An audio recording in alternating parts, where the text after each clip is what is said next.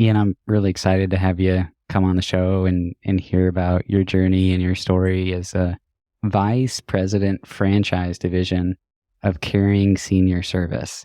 Would love to hear your journey and how you got there. But first, what we'll do, as we do with all the guests that come on, is I'll have you introduce yourself, maybe where you went to PT school, what you're doing now, and then we'll lead and fill in the gaps with how you got there. Okay.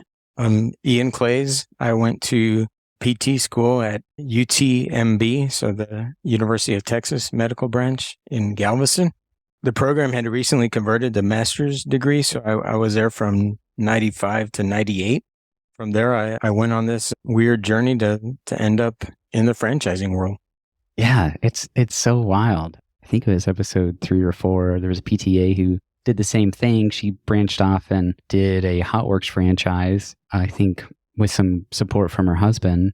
But this franchise that you're in it's a senior care facility, and we'll get into the details of that here in a little bit. But how did you go from graduating from a PT school and then eventually finding your way into where you are today? Normally what I'll ask people is, what made them shift or change their job or their career? They knew something wasn't right, and we dive into that. So let's start with you from the beginning. Can you talk a little bit about what you were doing right out of PT school? And then we'll lead up into how you got where you are now.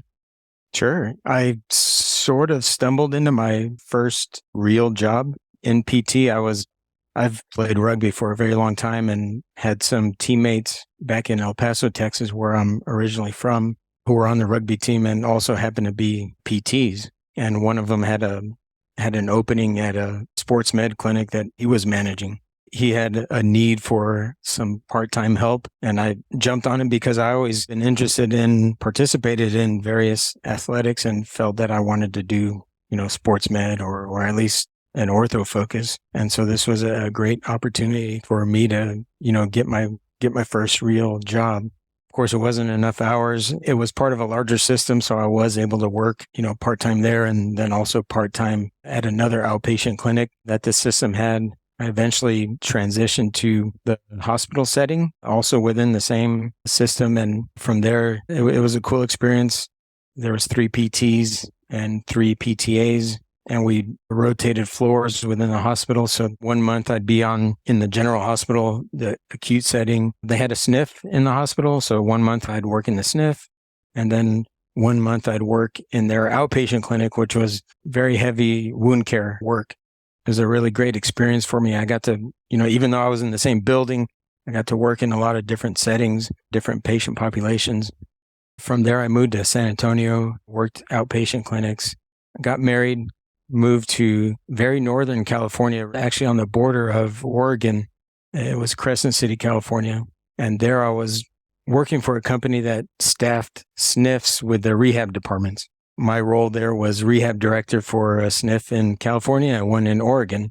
So now I'm so far away from sports med, but I'm loving it. I'm learning so much. The patients were awesome. They were just super grateful that I and the people I was working with gave them so much attention, and that, they were hard workers. They wouldn't mess around, and it was really fun.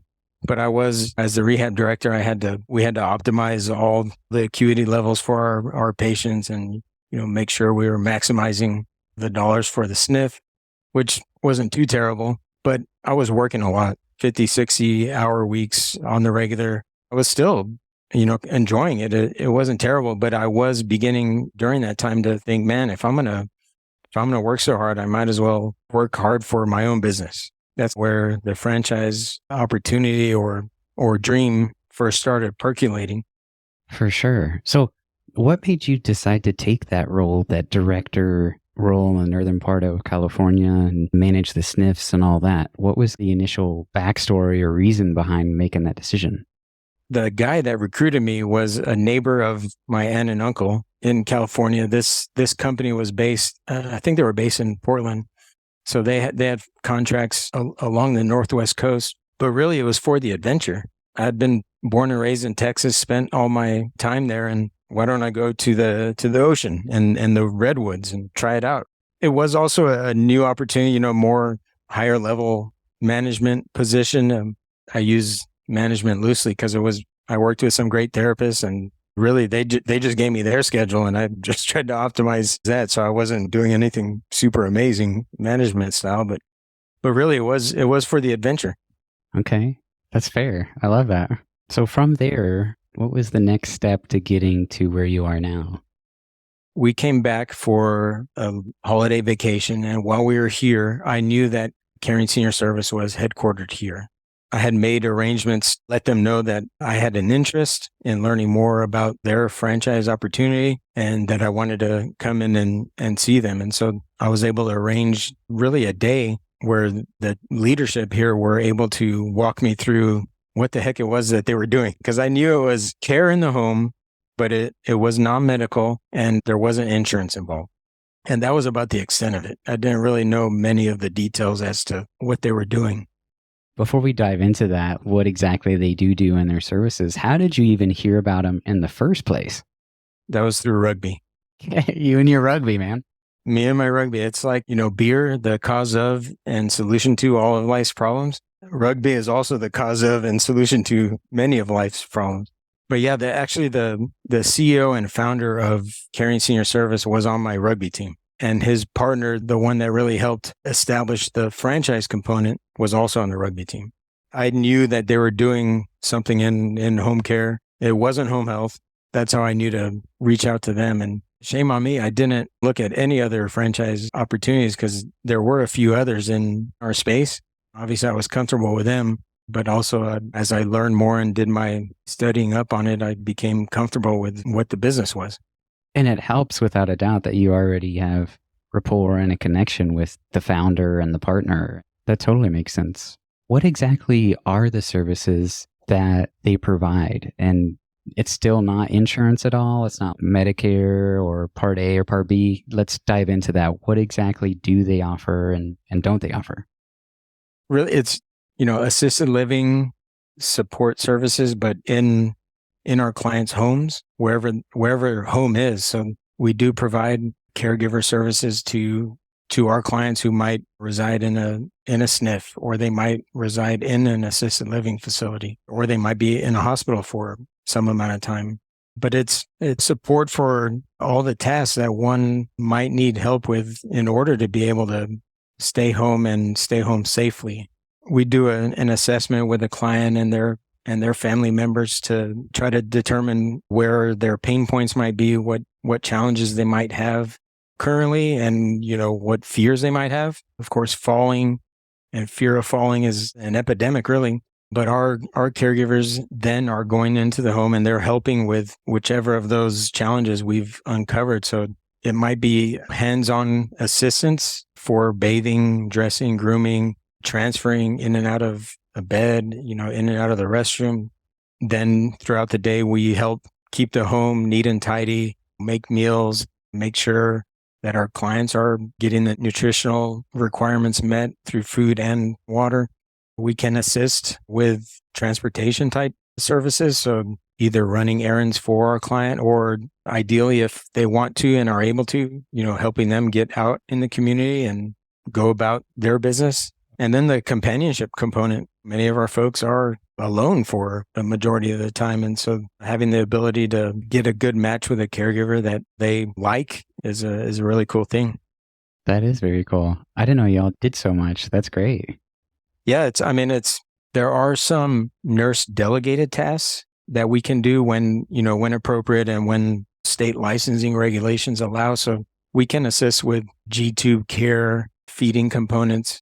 We're pretty limited on the medication side of things, and it's more about, reminders and making sure that they're taking them. But it's a pretty wide range of things that we are able to help with. For sure. What would you say is, maybe the main source that this gets paid through? Do people have some sort of, long-term care insurance or something that mostly covers this, or is it mostly out of pocket? Or how are your services paid for usually? 85-90% are probably all private pay. So out of the client's funds that they've saved over their lifetime. Long-term care insurance does cover our service, which is great. It's just not tons of people that have that. For you and all your listeners, get it while you can. Because our care, it's super expensive. I mean, I still don't know how our clients accumulated enough wealth to be able to cover the services. But 2 years ago, Medicare allowed their Advantage plans to start covering the service. The problem with that is that it's very limited in the reimbursement rate as well as the hours that they authorize. So it's still not a viable payer source to really go after. Same with Medicaid. They do cover provider type services, but they, for the most part, have pretty poor reimbursement rates and low authorization of hours. So we do really focus on our private pay clients, including those with long-term care insurance. And then a lot of us will work with VA as well. They've gone through a lot of changes in the last 3 to 5 years that have made them much better to work with. Because, I mean, our clients are super neat to take care of and, learn from and spend time with, but there's just a little extra when they're a vet. They're just a little kookier, I think. Definitely. Definitely. Nice way to say it. Yeah. So let's talk about what was the process of basically getting signed up, so to speak, and starting the initial process. And then how did you get to be the vice president of the franchise division? The process that I went through, that really anyone who's interested in any franchise opportunity, whether that's a caring senior service or a McDonald's, there's a pretty standard process of initial conversations with the franchisor. It should be a two-way qualification type process because, franchisor wants to make sure that you have the various qualifications that they're looking for, whether that's, a specific experience in your career, or in the McDonald's example, they require a pretty hefty initial investment. So the ability to fund that thing is part of the qualification process. But for you as a potential franchisee, you want to learn all you can about the franchisor company, what their training process is like, how they support their franchisees in the initial startup, but also in years three and beyond. And then it's really important to understand what the real day-to-day is like in that franchise system. The example where you love golf and you want to make a career out of golf. And so you open a golf retail store and then you learn, oh no, I can't golf anymore because my store needs to be open during golfing hours. So there's certain things that you need to really understand about the day-to-day to see how it fits with what you like to do and how you want to spend your time. Absolutely. That's really great insight. The best way to find that out is connecting with the franchise that you're doing research on, you think's a good fit. And then I'm assuming the franchise will also allow you to contact some of those individuals that are franchise owners and talk a little bit about their experience. And you can maybe do a Q&A or something with them and get some feedback. Definitely. And I skipped a really big important part, which is the franchise disclosure document, which is really two parts. First part is in plain English, a lot of the background on the franchise that you're speaking with. And then the second part is the actual franchise agreement. And so within that document, you can learn about the fees. What does it cost to get into this thing? And then what ongoing fees might I encounter? There's information on the background of the franchisor, what specific people are involved in it and what their roles might be. Every franchise system will have specific requirements in order to be part of that system.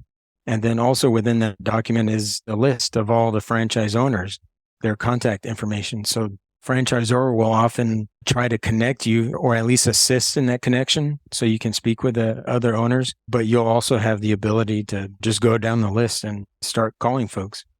I knew with a lot of them, there was an initial investment or you have to have a certain amount of assets to be able to qualify because again, the franchise owner wants to make sure if for whatever reason this would fail, you would be able to back up being able to get out of it and come out okay. But I didn't realize some of these other things where with the agreement that you're talking about and they want to connect you with other people and the different fees associated with different franchises and seeing the pros and cons there, a lot to dive into and do some research on.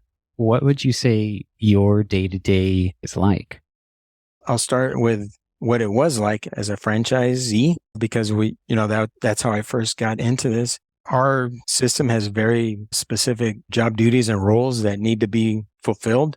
They can be fulfilled by employees, but often when you're when you're first getting up and running, you're the owner and you're filling one of those jobs. My job was to be basically the salesperson, which is not my cup of tea. I don't wake up in the morning and say, oh, I got to go do some networking and sell some things. I do enjoy being with people and talking with people. And I just had to get over my fears, I guess, of just walking in and starting to talk to referral sources is who we get the majority of our clients from. So people like a hospital discharge planner or intake coordinator at a home health agency. Obviously I was taught by the franchisor how to do it, what things to say, what questions to ask. You're just going to start showing up basically on a weekly basis, and you're going to work to build a relationship with these potential referral sources. And then, of course, once they refer someone to you, you got to deliver. One, I did, of course, want to succeed, but I was really driven by a fear of failure. I don't know what I'm going to do, but I'm going to keep going because I cannot not make it. So what were some things, I guess, at that time that were really helpful for you for getting through that initial fears and stage of really doing something that you really didn't have experience doing and you weren't initially comfortable with because you've never done it before? What were some resources that helped you get through that? Really, for the majority of it came from the franchisor, reviewing my efforts to try to generate referrals from the community in El Paso. They came to El Paso on 2 different occasions to ride along with me and help me further those relationships. And in those visits there, we're able to give constructive feedback on, really it's so much as asking questions. When you're first starting, it takes time to be skilled enough to be at the point where you can still have that goal in mind, but you're also open to listen and truly hear what that individual is speaking about. Aside from being a business owner and, having the flexibility that provides and the income, all the money opportunities, the learning has been really the greatest thing that I've gotten from joining this system. Because when you become a franchise owner or really any small business owner, you have to learn everything about all the stuff that's involved in running one of these things. And that's, it's daunting, but it's also really cool, from selling to, how to use different softwares to HR, how to interview people, how to manage, but also, lead social media. I mean, it goes on and on, all the different stuff. So how did you go from there to getting to where you are now? What was the process there? What was the journey? So I got tricked there. I got tricked.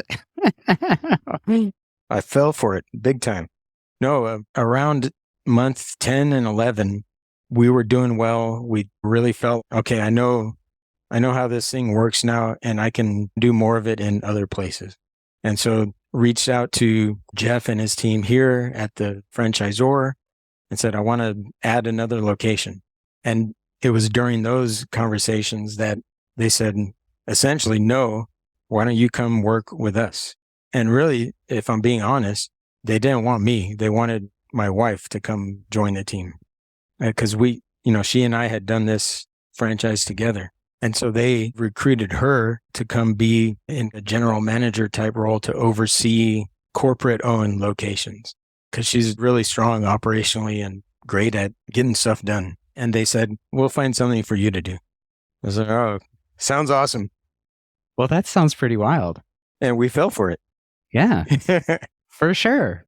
So you had your first franchise for almost a whole year, talking 10, 11 months in, and they want you guys to fit into the overall, I guess, corporate structure a little bit differently. Where did they end up putting you? I mean, we know you weren't cleaning up the toilets in the back office, so where did you end up going? So it was actually a pretty good setup because we opened in August and our son was born in October. When we moved to San Antonio, he's still a baby, really. And so I got to spend 2 months with him as we got settled in and, found daycare and all that stuff.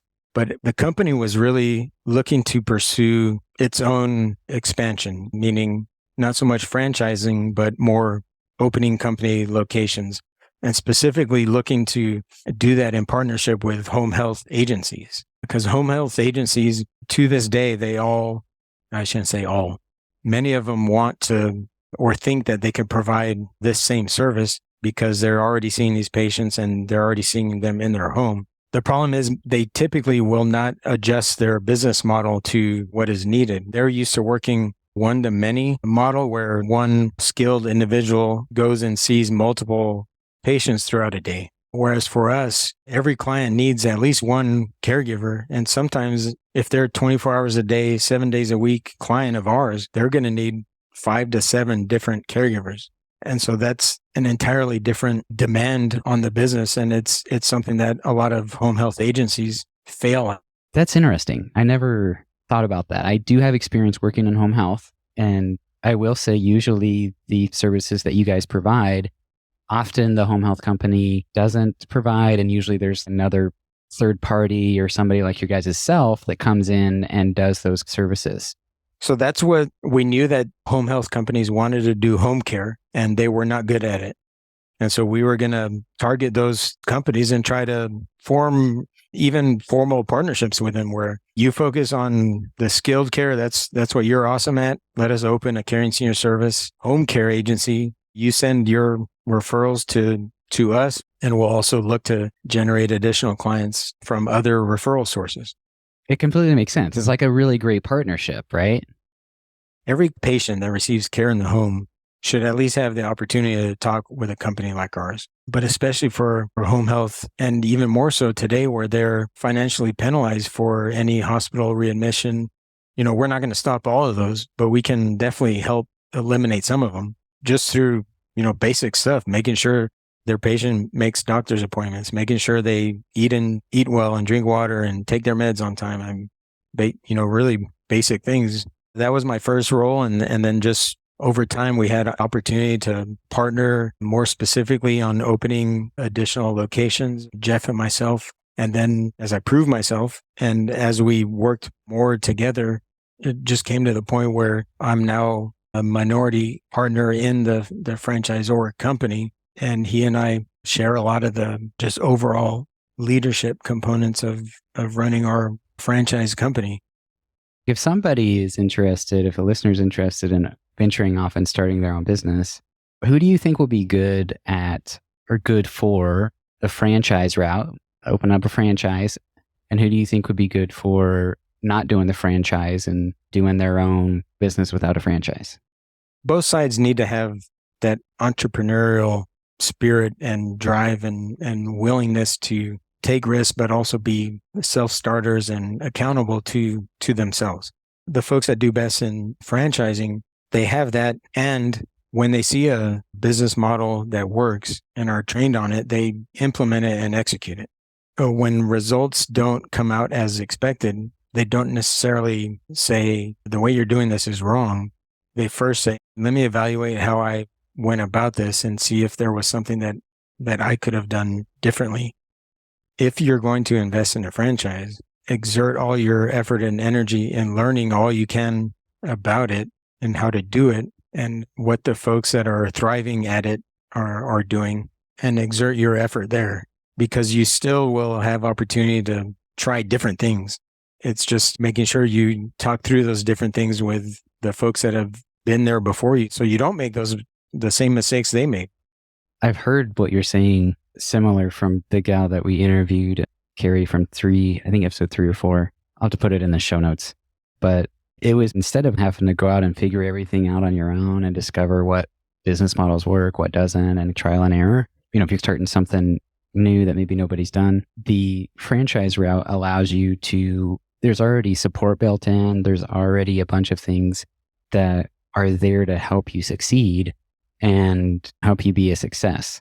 And that goes with the franchise background. And I mean, they got everything already figured out for the business. All the legal documents, anything that you could probably think of, they have already done and have. So it's really just what you said about finding the right one that's for you and learning, what it is that they do, the business models, and then figuring out how to best implement it and learning those new skills to make it happen.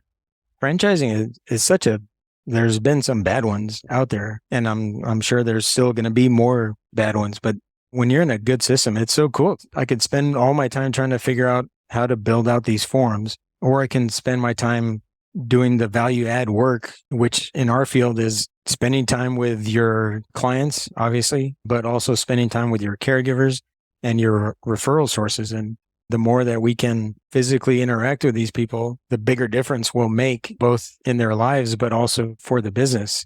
And then you have the support of the franchisor that's make it as efficient as possible and eliminate as much of the headaches as possible. So you can do those things. For sure. Absolutely. What would you say, this is an open-ended question, what have you realized from this journey, graduating from PT school to getting where you are today? What have you realized that you didn't know before? I think it's mostly that, even though I feel I'll be contradicting because I've been talking this whole time, but the more you can ask questions and listen and learn from folks, the better things will be, both personally and professionally. So learning to really be a great listener is priceless. For sure. Do you have any book recommendations for listeners? It can be, how to start your own business, or maybe something about franchises or life or managing people. It's open-ended, whatever. Yeah. And if you don't have anything, that's okay. I've read a lot of the business specific books, and there's nuggets in all of those. Simon Sinek's Start with the Why, I think is a really good book, and it gets to just speaking about listening, but then also, speaking to those things that really matter to people as opposed to what you think might matter. I thought that was a pretty powerful book. For sure. Ian, thank you so much for taking time to come on and talk and share your journey. We really appreciate it. Thank you so much. Thank you. That was awesome. Thanks for leading me. Anytime.